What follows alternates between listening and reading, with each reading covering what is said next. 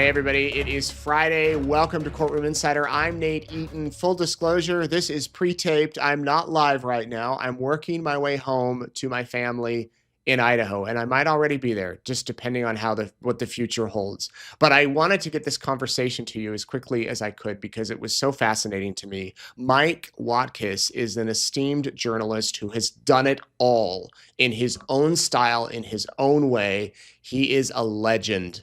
And he sat through Vallow Daybell's trial every day with me and with other people. And this isn't the first sort of go round that he's been in with courts. He sat through Warren Jeffs, the FLDS prophet and president. He sat through that trial, and he has just story after story to tell. And I just wanted to share that with you tonight to get his take on the Vallow Daybell case, and also his take on his other career highlights and incredible opportunities. So without me talking any further, here's Mike Watkiss. Okay, Mike Watkiss is joining me now. Mike, what a career. Hard copy, A Current Affair, Real TV. You were given an award from the FBI for Citizen of the Year or something like that back in Phoenix. And Something like that, yes. yeah. You tracked down OJ, the FLDS, World Trade Center attacks, Timothy McVeigh. You interviewed the Night Stalker. You also spoke with Elizabeth Taylor. You have an undergrad in anthropology from Stanford, a master's in journalism from Columbia. And we got to mention your book, which I can't wait to read, Story Hustler, Murder, Mayhem, PTSD. And you also have a YouTube channel, Story Hustler. You've been hustling stories a while. Too long. And that narrative makes me think I should have thrown in the towel a long time ago. No, no, no, no. We I've need. been lucky, Nate. I've been really lucky. And, the only thing I can say about my career when I look back is just fortunate to have had a piece of some really big stories. And I'm grateful for that. I want to talk about some of these, but let's kick off with the Lori Daybell trial. You were there every day. I don't know if anyone was surprised by the verdict. Maybe you were. What was your overall take on the trial and the proceedings?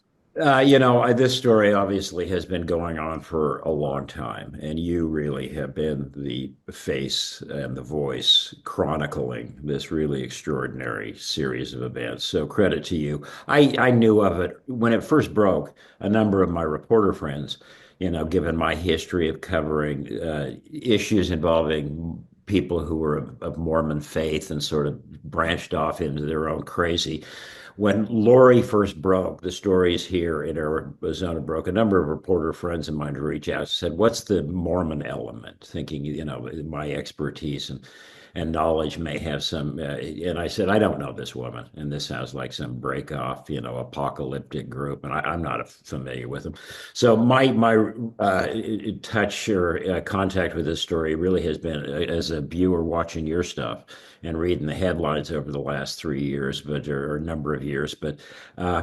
With the trial taking place here and being an old connoisseur of courtroom dramas, I thought I really wanted to go sit in on this and see what the Mormon dimension was to the story, the craziness surrounding this, and it's a hell of a story, and I'm not surprised. I think Trina Kay put together a very solid prosecution. Again, I'm a student of these things. I sat through OJ's trial, Warren Jeff's bizarre trial in Texas and in St. George, Jodi Arias, our last big high-profile shindig here in the Valley.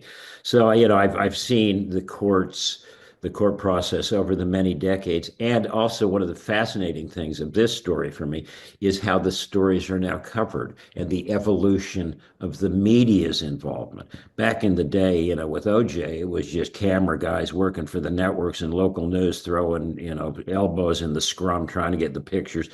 And it was those were people were covering it.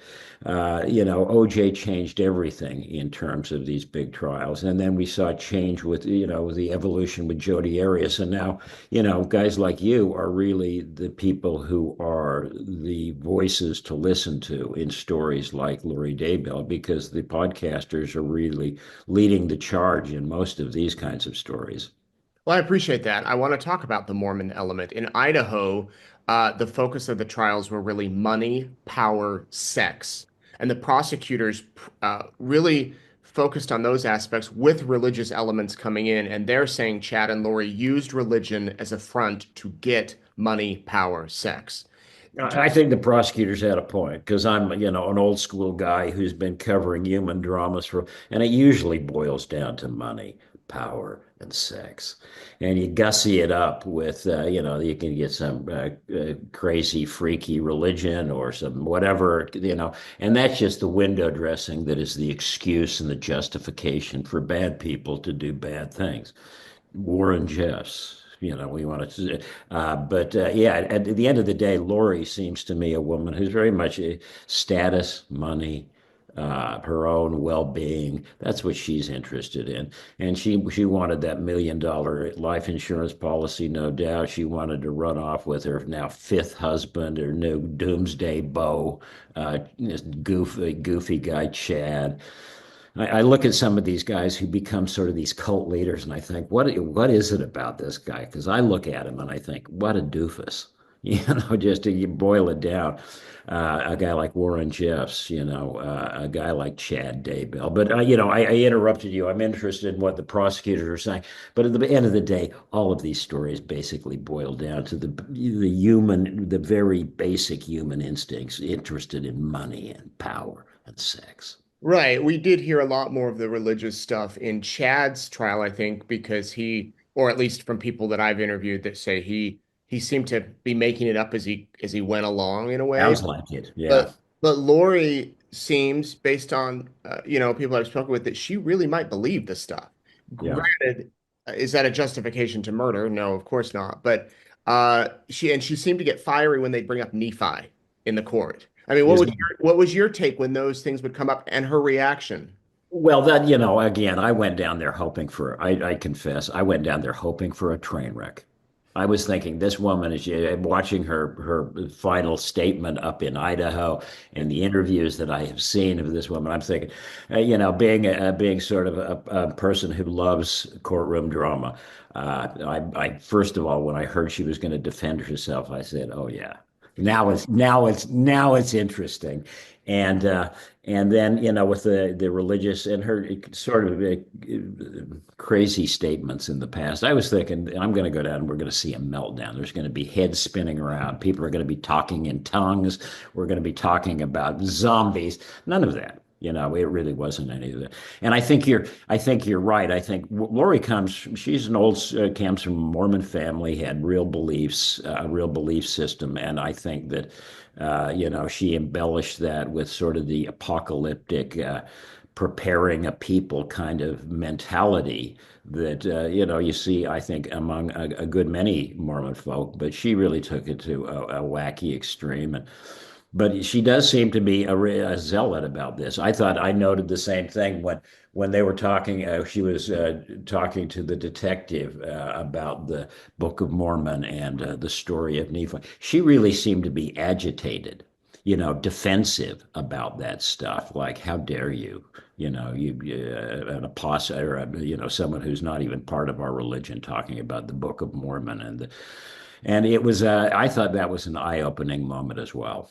Yeah, I am in touch with people who communicate with her in jail, and she asked them this weekend before closing argument. So I guess last weekend, what are your thoughts on Nephi? Can you believe that the detective would infer that that's the one story they pull out of all the book, the one that I would kill? And she said, I plan to address this in her closing, and she did. That's how she ended her closing. Otherwise, Yeah. it's a family tragedy. So Can I just get rid of a phone call? yeah, you're good.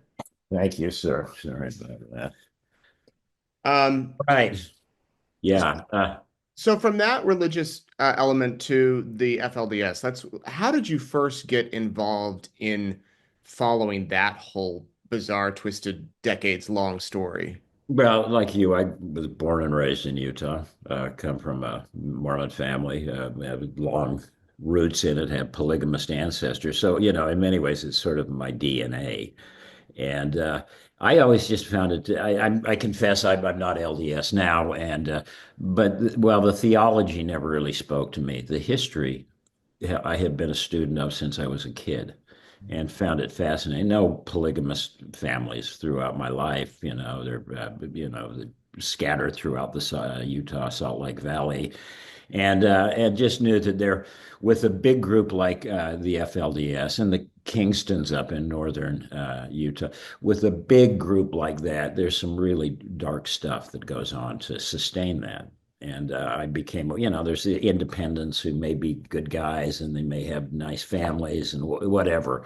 But when to make a big group like the FLDS work, you really have to sort of have the criminality and the abuse and the force built into the system, and just got access to it. I didn't set out to spend most of my career covering, fundamentalist nuts in this American Southwest, but it turned out to be that way because I got to know more people and I got to pulled into it.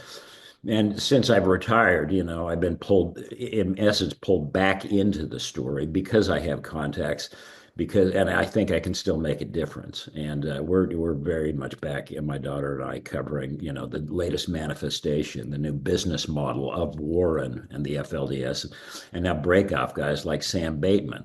But again, it's not like I set out to. I'm going to do all of. I'm going to spend my career covering these knuckleheads, but it just sort of panned out that way. But there's a that you can cover the story, which a lot of us jump in, we cover it, and then we move on to something.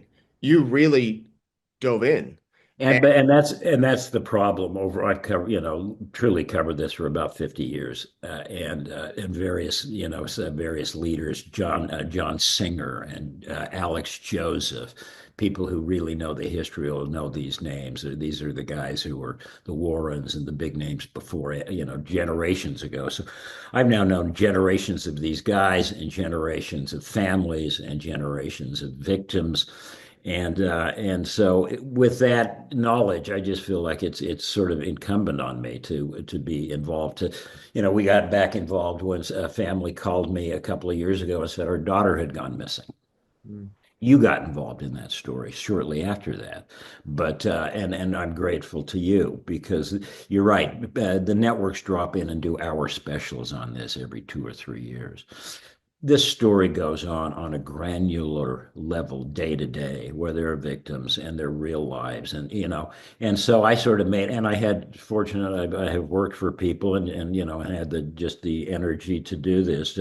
I worked for people who allowed me to go and sort of cover this as if it was my day to day beat, and which is challenging because Colorado City is a 14-hour round trip drive from my house here. So every time I wanted to go up and get a soundbite or a little B-roll, it basically entailed a 14-hour drive, and it's a long drive. And the older I got, the more my backside got, it just went through conniptions every time I thought about making that ride. But we did it, and I think we had a hand in sort of exposing Warren, and probably I think we can claim to have a hand in pushing him into that Texas prison cell. And Warren knew who you were. Warren knew you. All the leaders knew you. Did yeah, you yeah. ever They tell him? had there's a fun that you go up into the Colorado City town offices now, and as soon as you go in, if anybody's been there, there'll be a big glass sort of security wall or door. As soon as you go in the front door and that door, according to an employee of the city during a deposition in a court case, she said that security wall was installed to keep Mike Watkiss from walking in. I take great pride in thinking that I Oh, added to the infrastructure of Colorado City, and I was hoping for a plaque on the wall, right. but just the acknowledgement in that legal proceeding. Yeah, I think that they changed the security because we would show up all the time. Not like we'd drop in, and you've been there probably. I'm sure you've been there, but in the old days, if some outsider walked in there, everybody knew. Right. So, when the networks went in there on their, biannual or whenever, or the other TV stations went up for their 1 year story, they all knew they were there and can sort of, but we were able to sort of get in there all the time. And they started putting up walls and security cameras and everything else. And I think that I definitely had a hand in that. Did you ever have a chance to talk to Warren Jeffs or ask him a question? I know he Oh, probably yeah. back. Well, no, Warren would never condescend to interview a guy like me. But when we finally had Warren down in that Texas trial down in San Angelo, Texas, on a hot summer now, what, 15 years ago. It was crazy. But Warren Jeffs was representing himself against the charges, of raping those two girls in the photographs that you've seen. And I realized that this is probably my one and only time to share some quality time with Warren. So I positioned myself every day outside the court as they hauled. He did his little perp walk with the Texas Rangers, and ask him about raping two girls. And midway through the trial, ask him how the lawyer thing was working out for him. So every day when Warren went in, I posted these things on my our website, Story Hustler, the coverage of, because I had sort of a pointed question for Warren every day that he walked in there because I wanted him to know that I was there sharing that moment with him. Good for you. That's amazing. And he represented himself like Lori Vallow, didn't he? Yes. And in many ways, it was the Warren experience that made me think, oh, this is going to be rich. Lori's going to be, and let's give Daybell her due, as I have written. Give Lori Daybell her due. She wasn't an epic disaster. She wasn't a catastrophic meltdown in that courtroom. Her head didn't spin around like Linda Blair. She didn't talk in tongues. She didn't spit up, whatever. She behaved herself fairly well. I don't think she did herself. You saw the interviews. You and I were doing the interviews with some of those jurors on their way out, and we asked, what did they think of her work as a lawyer? They were obviously unimpressed. Right. So I don't think she did herself any favors. But Warren was an utterly different. This is the thing. You asked me if he'd interview me. He never would. He insisted on representing himself. So the judge in the court down in Texas had to give him time. And there were moments where the prosecution would have like a 45-minute introduction. Warren would then be given 45 minutes, and he would get up, bow his head, and stand and mumble prayers for 45 minutes.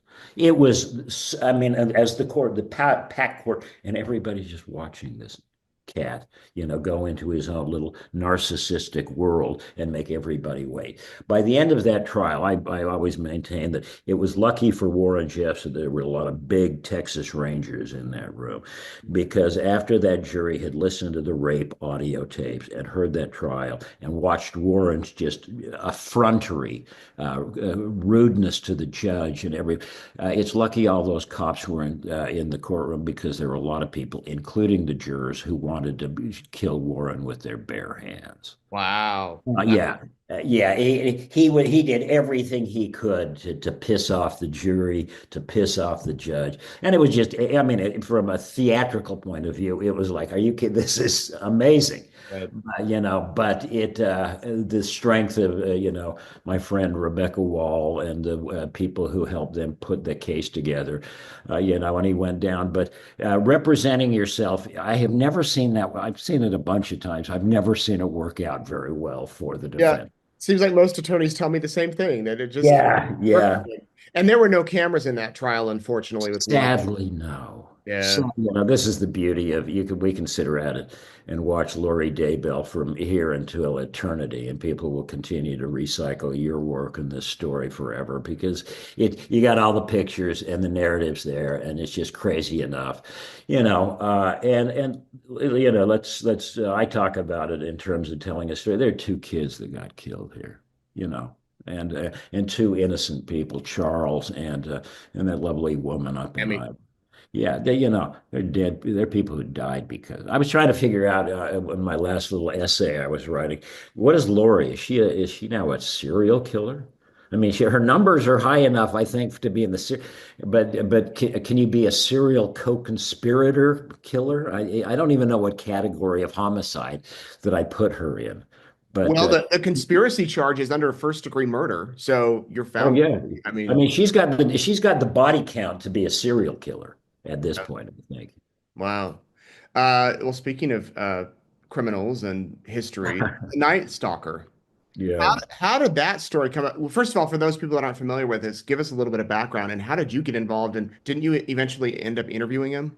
Richard Ramirez, the Night Stalker. He was one of the first serial killers that got a brand name. the Night Stalker. The reporters loved that, a handle. Right. And he terrorized Southern California. He was this Texas drifter, born and raised in Texas, made his way to Southern California in the early 80s, and just was like, an epidemic of murder and madness. He started off slipping into people's homes and robbing them, and then it escalated into assaulting them and killing them, and just these acts of brutality. And they really started off by sort of home invasion robberies. And Richard dug it. And by the time, people can Google Richard. Netflix did an interesting doc on him not long ago. And there's the first sound you hear is Richard's voice saying, "We're all evil." What do you want the world to know about you? The world has been fed many lies about me. I have read very few truths. Who are you?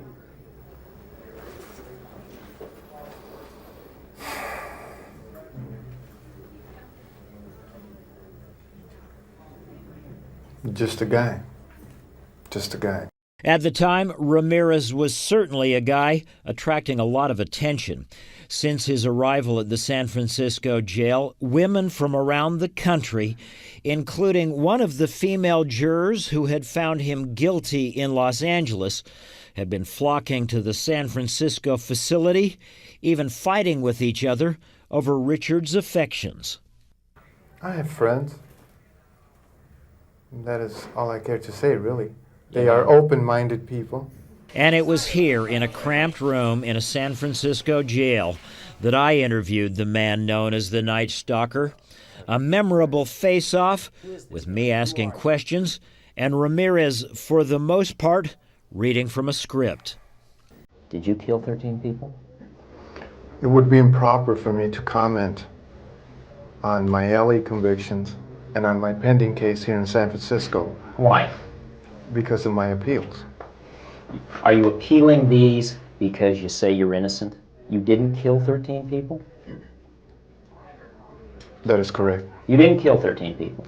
Again, it would be improper for me to comment in any regard to that question. You have now entered a very rare group of people in this country. You're in the ranks of Charlie Manson, Ted Bundy.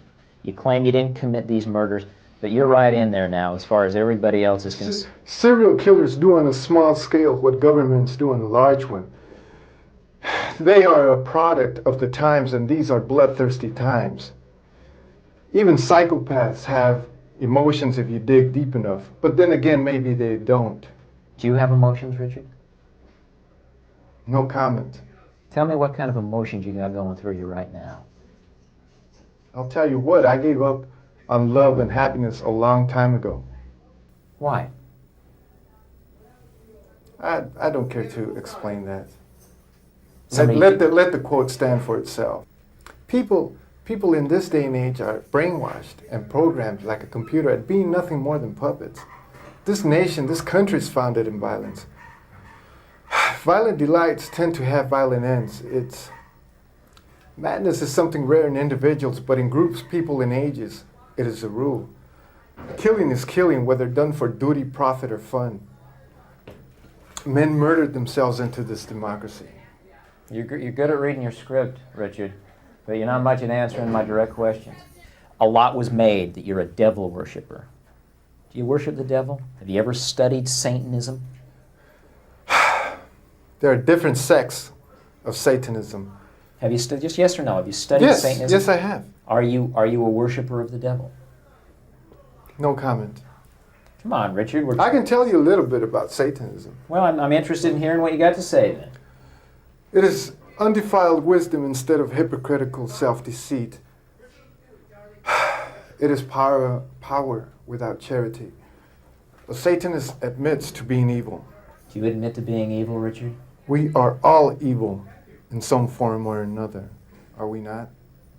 I'm asking you the questions, my friend. Yes, I am evil. Not 100%, but I am evil. Evil has always existed. perfect world most people seek shall never come to pass, and it's going to get worse. The great epochs of our life is when we gain the courage to rebaptize our evil qualities as being our best qualities. And that's from my interview. So when you see that in the Netflix, the bottom line is Richard had, by the time I got sucked into the insanity. The trials had happened, the murders had happened. Richard was being held in San Francisco, been tried in L.A., found guilty of 13 homicides. I think it was 13. Being tried for a 14th and 15th killing up in San Francisco. So he's in a county jail, not in a prison, and there are a bunch of groupies that are now going to the jail to fighting at the doors to get in to see Richard Ramirez.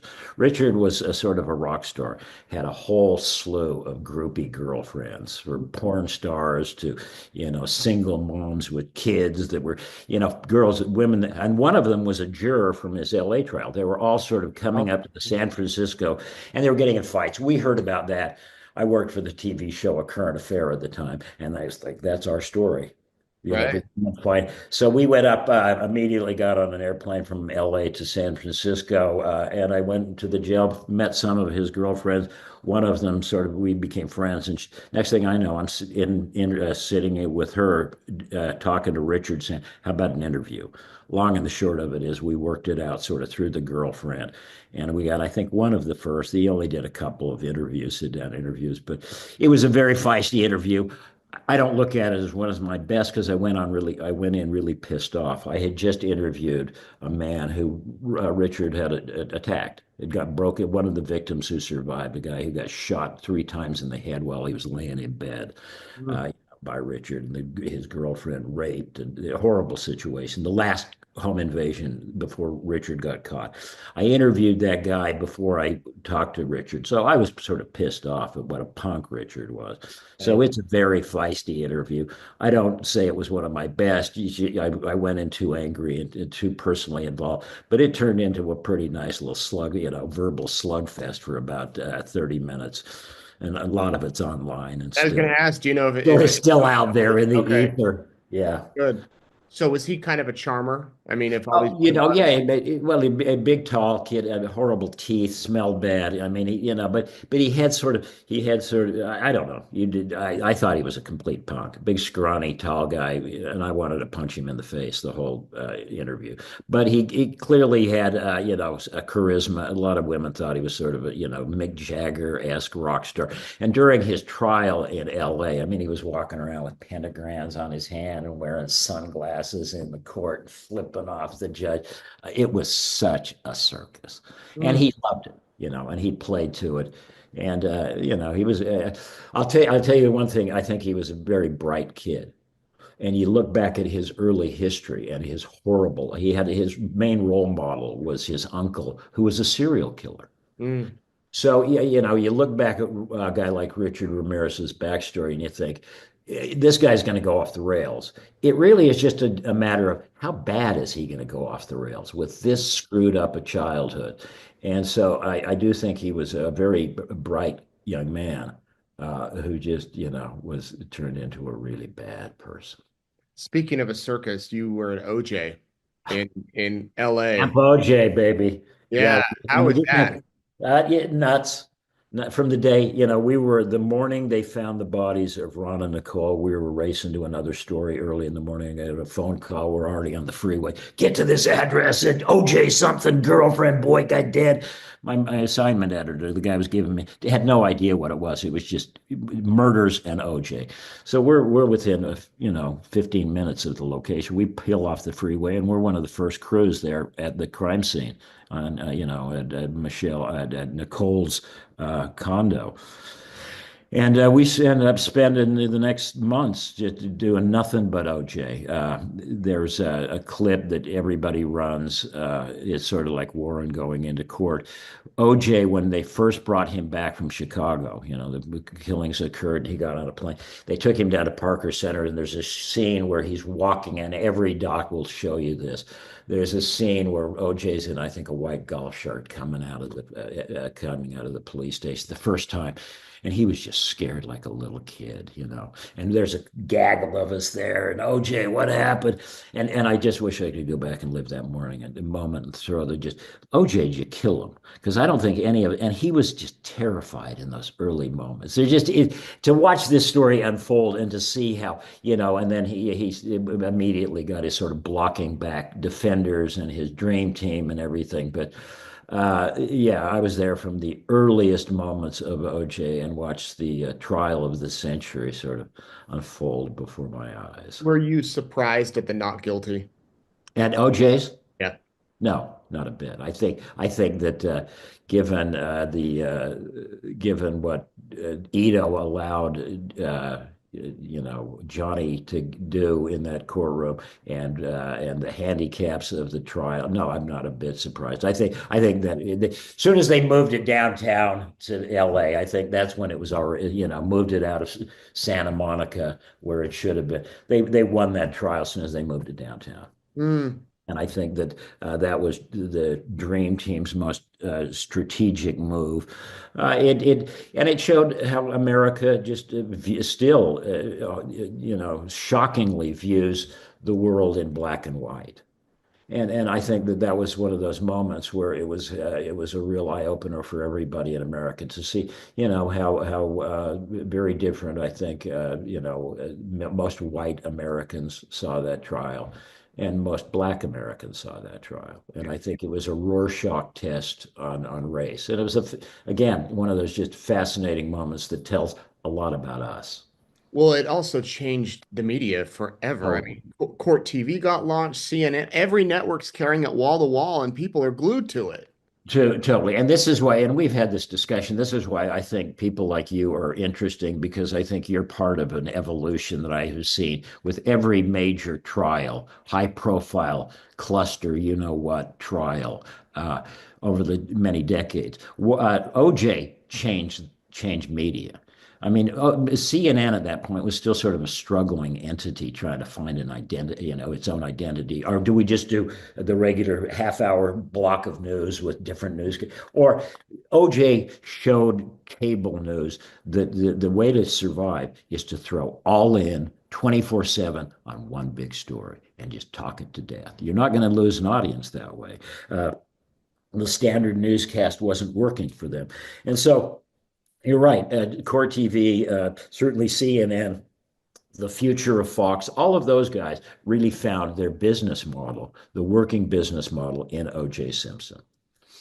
Come, you know, fast forward a couple of years to Jodi Arias, and now you have people like Nancy Grace leading the charge. I mean, I looked at that, and most of the time, we felt like that courtroom was just filled with Nancy's, you know, Nancy's groupies. And outside that, you know, in the plaza where we were interviewing the Daybell jurors the other day, 8 times as many people. And, you know, and it was all fired up because of Nancy Grace. So, you know, again, the media's involvement in that. Warren Jeffs and his trial, you know, they took all those kids out, and Oprah Winfrey went down to Texas and did a sympathetic interview about the FLDS and really got hoodwinked by their propaganda.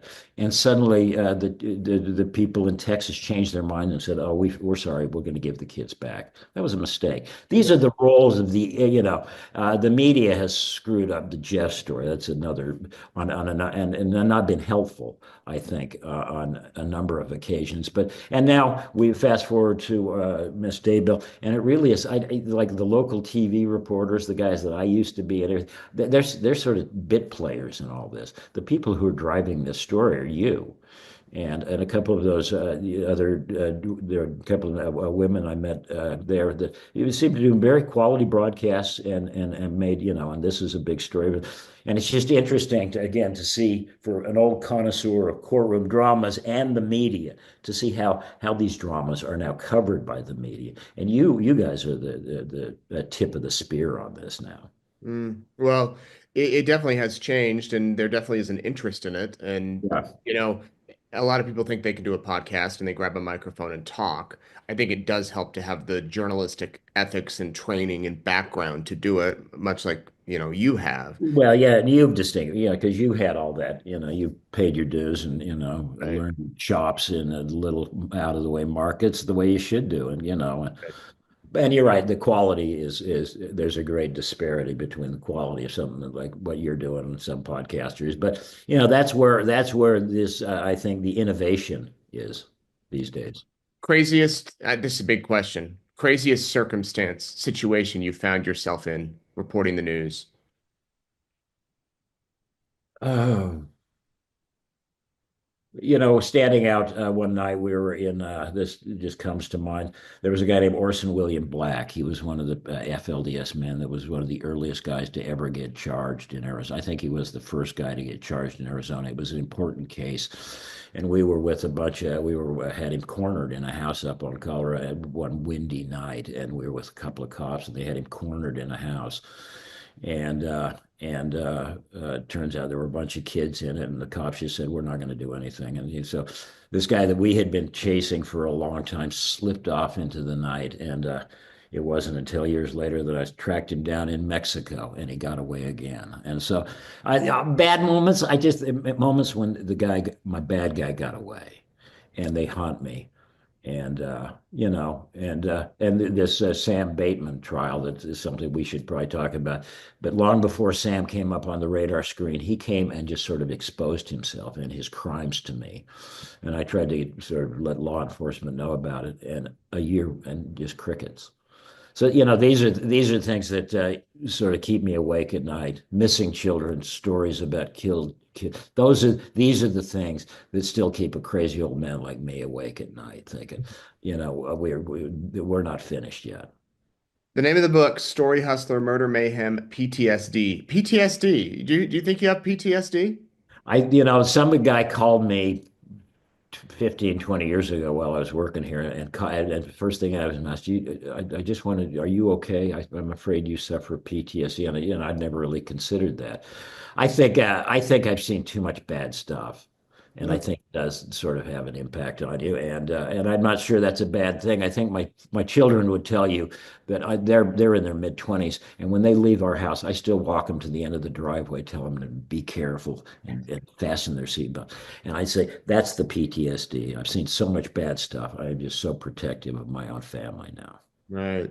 On your YouTube channel, tell us about Story Hustler, your YouTube channel. What are you and your daughter doing with that? Well, we started it during the pandemic, so like a lot of people, thought we needed to stay in touch with the world. We talked about, I'd written the book, and it's just a collection of essays and rants, and me settling scores with guys I'm pissed off with. I mean, they're just short, late night reading, but talks about my encounter with Richard Ramirez and a bunch about Warren. But my daughter and I started. She's a journalist and a TV reporter in Texas now, but we started sitting down and just talking about some of the trials, some of the cases that I'd covered, and some of the famous ambushing Elizabeth Taylor on an airplane one time when she was flying off to be with Michael Jackson.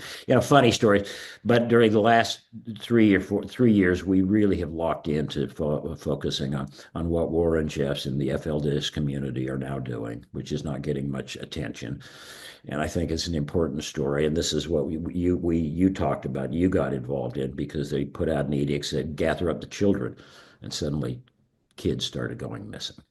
That's a problem. And then we've been really following for the last year or so the Sam Bateman case, which sort of was dumped into my lap. And I'm just upset that his abuse of these, and we now know several of the young women and girls who were involved in this who, are doing very well, I want to say. But, the fact that this kind of stuff can go on, and even law enforcement is informed about it and really doesn't take it seriously, is very disturbing to me.